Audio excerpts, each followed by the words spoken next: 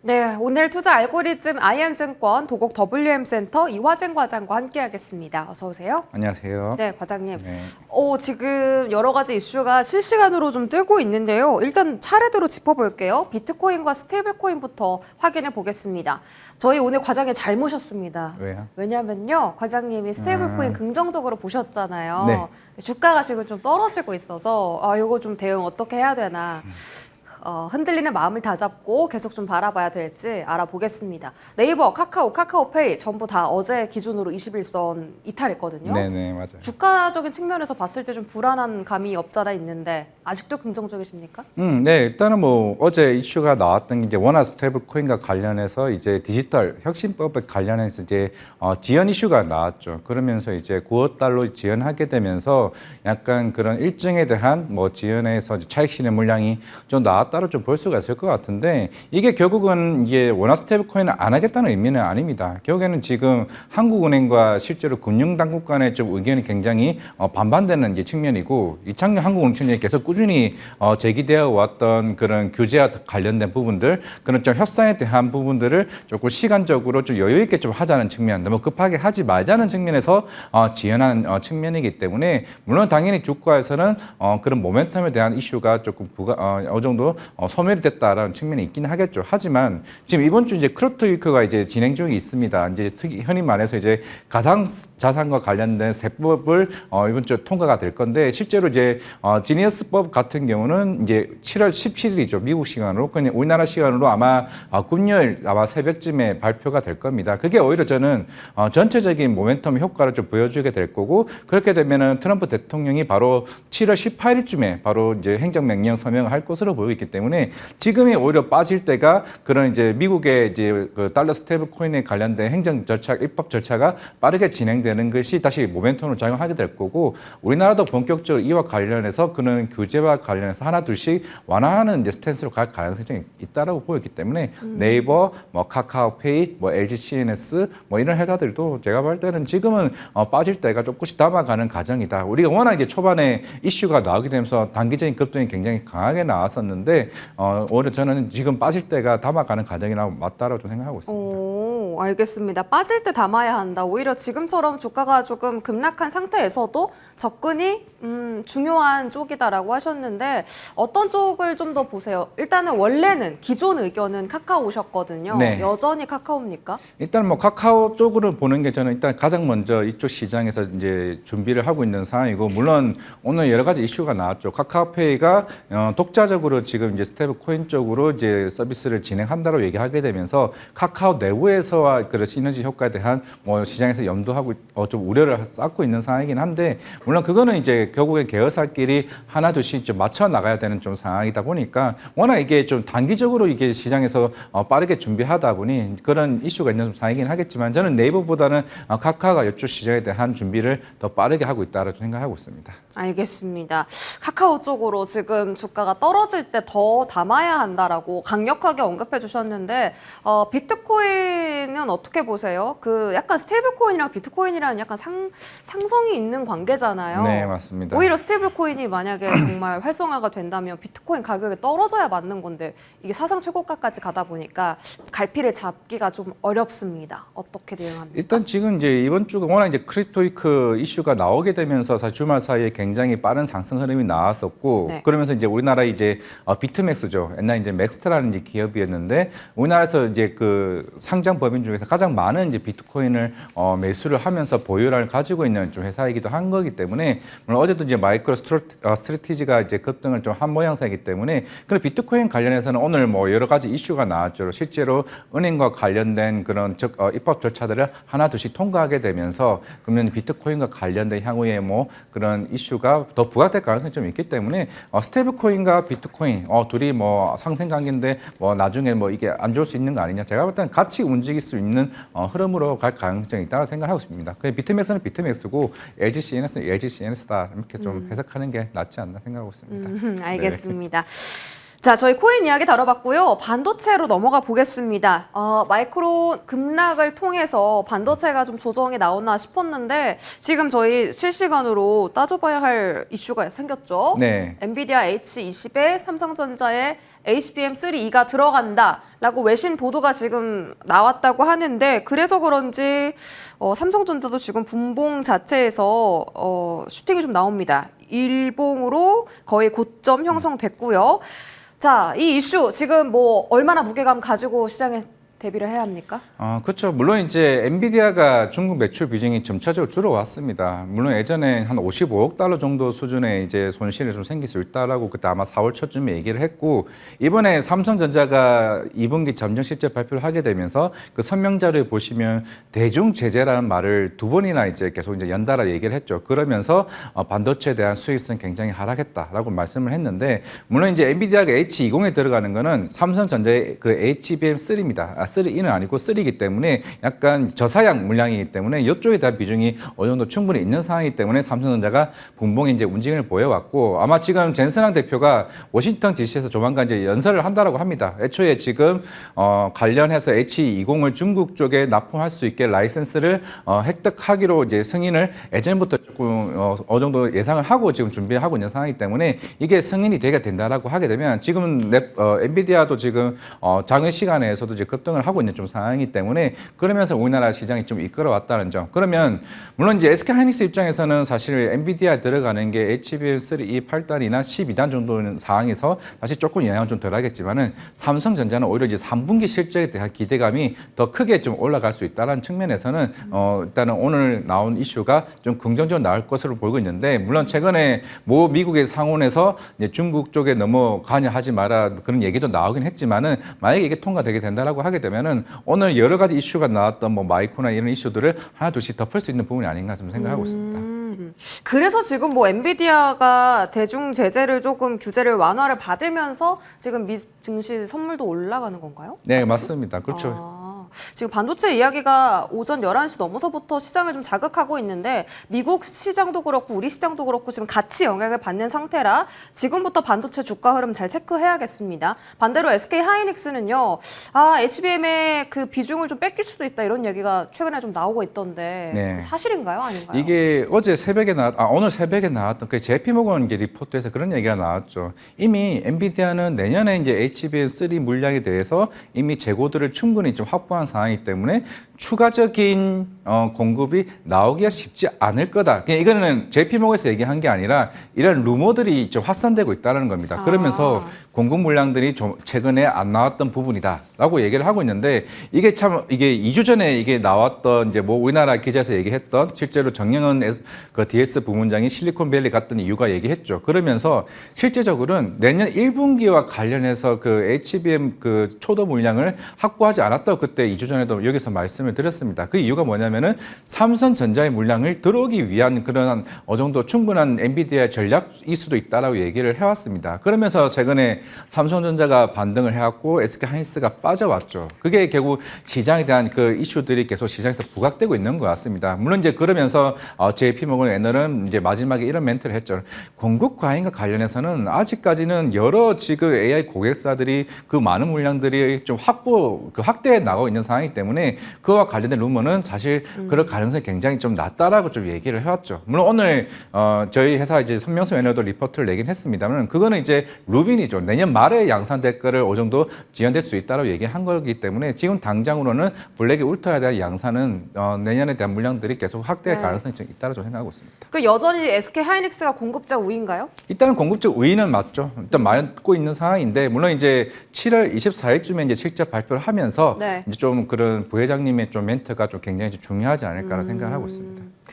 그럼 간단하게 이것만 하나 여쭤보고요. 네. 삼성전자랑 하이닉스 상단 정해주세요. 지금 이 이슈 속에서. 이슈 속에서 네. 오늘 이슈 속에서는 이제 정말 이제 삼성전자는 62,000원, 63,000원 이제 굉장히 중요한 좀 지점에 좀 있다고 좀 생각하고 있는데 뭐 HBM 관련 엔비디아 이제 워낙 이제 시장에서 더 많은 얘기라고 좀 생각을 하고 있는데 결국에는 이제 여기서 제가 중요한 건 파운드리 쪽에 좀 생각을 하고 있습니다. 지금 이번에 잠정 실적에서 한 2조 5천억 정도 적자가 나왔죠. 근데 이번에 갤럭시 폴드 7이랑 플립 7이 나왔습니다. 그럼 이제 엑시노스 2500이 이제 플립 7으로 들어가거든요. 그럼 이제 과연 이 7이 실제적으로 물량이 물론 목표 물량 물량이 한 500만 대 정도 수준이긴 한데 그만큼 생산량이 잘 나온다. 그만큼 그럼 삼성전자가 파운드리 쪽으로 수율이 굉장히 많이 확보가 되어 가고 있구나라는 그게 좀 인증이 좀 나올 수 있는 부분이기 때문에 뭐 그런다고 해서 고객사가 또 확대되기는 좀 쉽지는 않겠지만은 그만큼 파운드리와 관련된 적자폭 해소가 삼성전자에 관련된 3분기에 대한 실적을 굉장히 반등시켜줄 해소가 좀 되지 않을까 생각하고 있습니다. 알겠습니다. 자, 반도체 소보장단도요. 오늘 올라가는 종목들이 꽤 있거든요. ST도 강하고 뭐 태성도 셉니다. 기판 쪽이죠. 이스페타시스도 4% 급등하고요. 오늘 좀 강한 시세를 뿜어주는 종목들 위주로 소보장을 봐야 합니까? 왜냐하면 시장이 지지부진할 때도 워낙 주가가 강하니까요.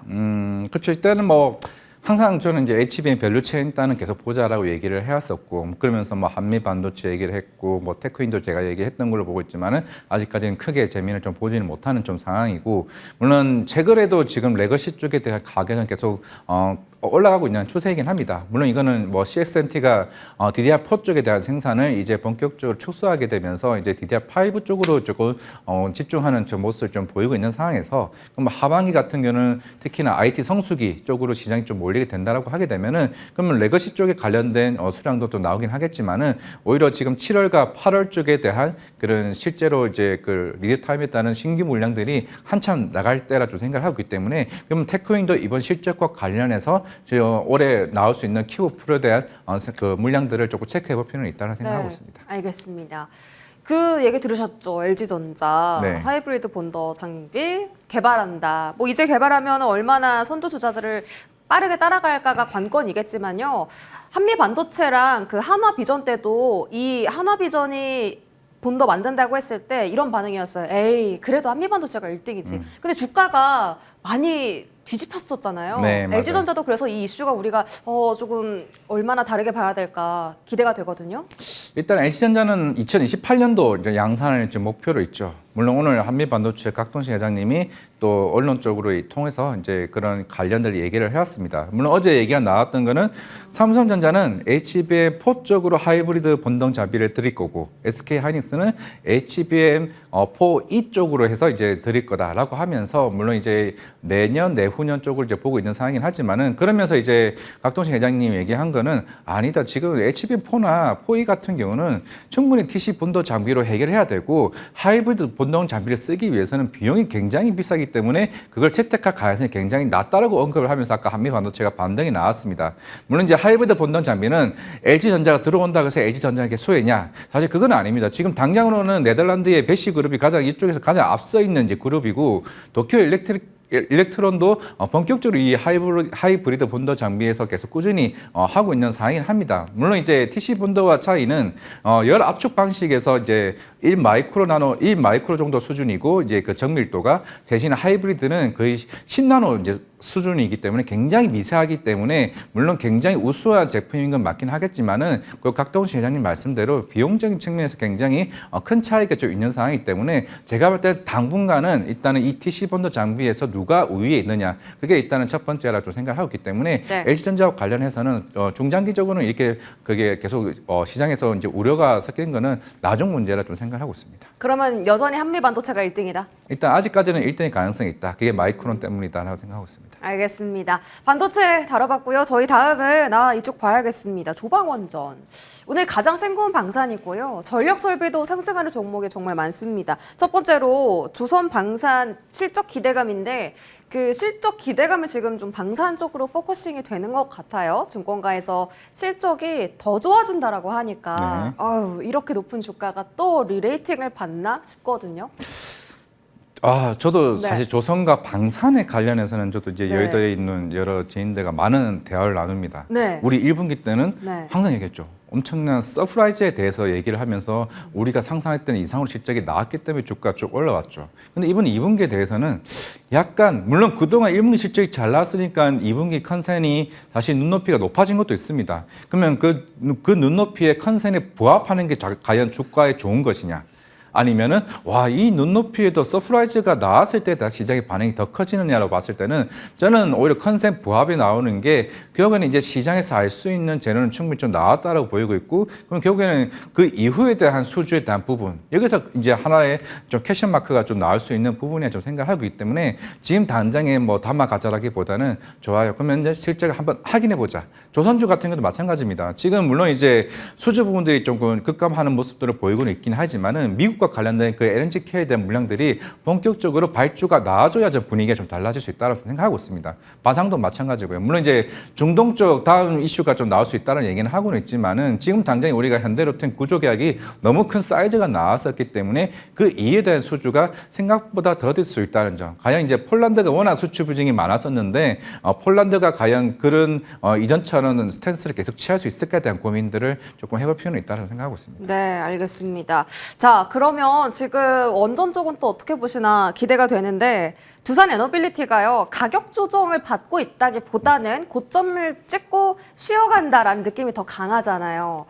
지금이라도 매수 접근을 해야 되나 싶거든요. 왜냐면 과장님 하반기에 제일 긍정적으로 보시는 게 그쵸. 원전이었잖아요. 네, 맞습니다. 지금 원전은 좀 당분간 최근에 워낙 좀 조용했던 부분이었기 때문에 좀 조정이 좀 나왔었지만 사실 저 차트를 보시더라도 저거는 사실 조정을 하기도 애매하죠. 그쵸, 애매해요. 굉장히 주가가 단기적으로 좀 많이 올라왔었고 네. 그만큼 새로운 원전 수주에 대한 기대감이 있는 상황이고, 최근에 이제 로스로이스 SMR도 계속 이 시장에서 부각이 되어 왔었고, 트럼프 대통령도 본격적으로 이제 SMR 원전이나 그런 대형 원전에 대한 니즈가 더 큰 상황이기 때문에 오죽했으면 그런 입법에 관련 행정 절차도 이제 그동안 대형 원전을 허가를 하기 위해서 수년이 걸리는 걸 수개월 만에 이걸 완전 행정 그 자체 사이즈를 바꿔버렸습니다. 그렇다는 거는 당연히 두산 에너빌리티 같은 경우는 어제 뉴스케일 파워도 좀 급등을 해왔었지만은 가장 이제 연관성이 좀 있는 좀 흐름이고, 지금은 우리가 조선 방사는 이제 실적 얘기했지만은 사실 지금 당장 두산 에너빌리티는 실적으로 얘기할 수 있는 게 아니기 때문에 30년 이후에 대한 실적을 우리가 하나 둘씩 그쵸. 밸류에이션을 쌓아가는 과정이기 때문에 사실 저는 조방원이나 불리는 거 사실 그렇게 이거는 사실 원전은 따로 떼야 되는 게 아닌가 좀 생각을 하고 있는 상황이 때문에 오히려 원전은 이제부터 수주를 쌓아가는 이제 산업이라 좀 생각을 하고 있습니다. 계속 더 간다는 말씀이세요? 예, 더 간다는 말씀. 당연하죠. 원전은 짓는데 오래 걸리니까 이게 실적 모멘텀으로 가는 것보다는 이제 얼마나 수주를 받을까 이슈에 대한 조금 기대감이 더 큰 쪽인데 더 간다. 혹시 가격은 예상하시는 가격이 있습니까? 지금 시장에서 계속 얘기가 나오는 게 해외 IB 쪽에서는 뭐 10만 원 리포트도 나온다 얘기는 하고는 있지만은 네. 이제 하나둘씩 지금 8만 원, 9만 원대는 나오고는 있는 것 같습니다. 결국에는 이제 새로운 수주가 따이게 되면은 결국 밸류에이션 리테인 계속 올라가면서 목표가가 올라가는 상황이기 때문에 네. 지금의 목표가는 제가 봤을 때는 크게 의미가 없는 게 맞다고 생각하고 있습니다. 어차피 우리는 계속 딸 거고 그에 따라 목표가 상향이 계속 나올 수밖에 없는 상황이다.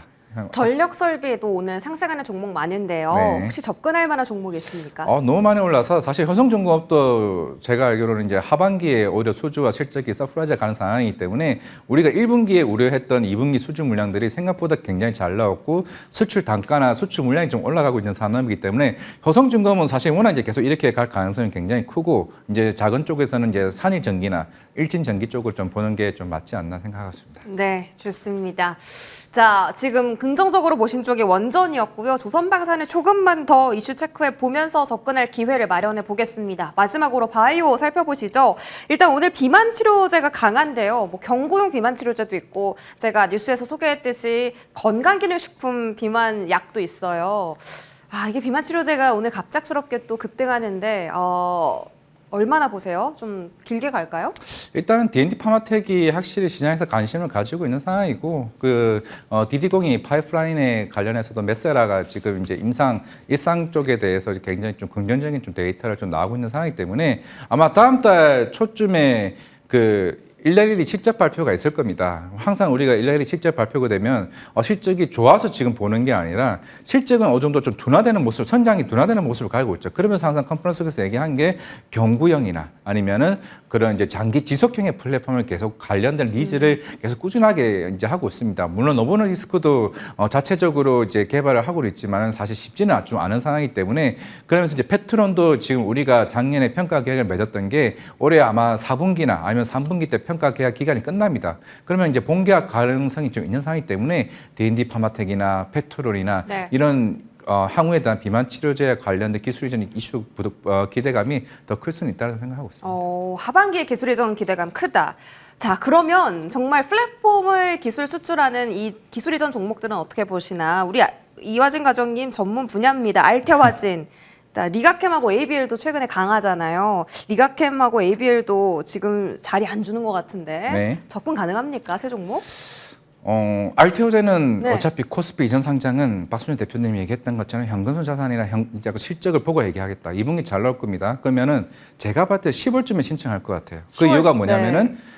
키트루드 SC가 10월 1일쯤에 이제 본격적으로 이제 FDA 승인 나오고 풍목화가 본격적으로 런칭을 할 시기이기 때문에 그러면 적어도 내년에 대한 실적에 대한 기대감이 빠르게 좀 나올 거기 때문에 그럼 당연히 바로 코스피 이전 상장 그러면 당연히 거래소에서 바로 승인해 주죠. 그럼 10월 전에 오르겠네요, 주가는? 그렇죠. 미리 오르겠죠. 제가 볼 때는 해봐야 3분기입니다. 아, 3분기나 보시네요, 10월 1일이면 물론 이제 4분기 시작되는 흐름이긴 하지만은 3분기 말쯤에는 코스피 이전 상장 신청을 할 거다라고 생각하고 있고 물론 기술 이전 더 나올 수 있고 그리고 ABA 바이오 같은 경우는 일단은 그 전환 청구 관련된 이슈들을 어제 다 해소했죠. 네. 생각해 보시면 그 1,400원은 그 우리가 빌리는 사람들이 하나금융그룹, 산업은행 그리고 AT는 인베스트먼트 한 몇 개가 있는데 그 회사들이 물론 이제 매장인으로 이제 들어왔고 1년이 됐고 수익률이 그 200% 정도 수준이긴 하지만은 이거는 애초에 1,400억은 여러 우리가 운영자금이나 지자자금 쓸 수가 없습니다. 이거는 단순하게 ADC 이종 항체 쪽으로만 R&D 비용을 쓸 수밖에 없어요. 전임상 등록